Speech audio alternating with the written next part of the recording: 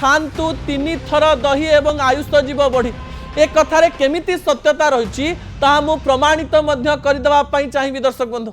कारण स्पेन जड़े महिला 117 वर्ष बंचिबा परे तांकु नहीं एक गवेषणा करागला।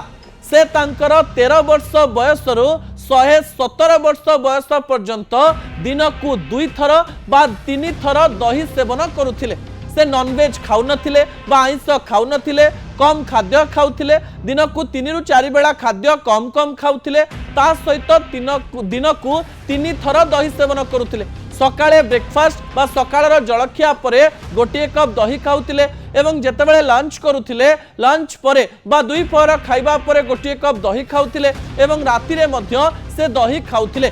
3 बेला दही खाइबा फलरे तांको शरीर रे गट हेल्थ भल रहिथिला एवं याकु नै जेतेबेले गवेषणा करागला जे शरीर रे तांकर प्रोबायोटिक र मात्रा भल रहिथिला, गट हेल्थ भल थिबारो मानसिक समस्या तांकर नथिला एवं तांकर पेटर एवं पाचन क्रिया प्राय 115 वर्ष पर्यंत भल थिबा बेले 116 वर्ष तांकु जेतेबेले हला सेतेबेले सामान्य बयस रे थिबा रोग देखिबा आरंभ हला। सेइथिपाई अनेक डाक्टर मध्य कहंती जदि पेटर समस्या आपणक नाही ताले आपणक जीवन रे कोनोसी समस्या नाही।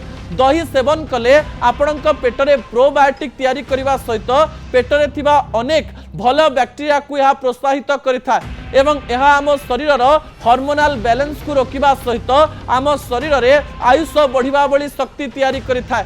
जदि आपण शुद्ध शाकाहारी भोजन करुचंती एवं दिन को 2 रु 3 थर दही सेवन करुचंती आपण आखि बुझी विश्वास करिनेबे जे आपणकर आयुष बढ़िबा पई जाउची, आपणकर पेट भल अछि अर्थात मन भल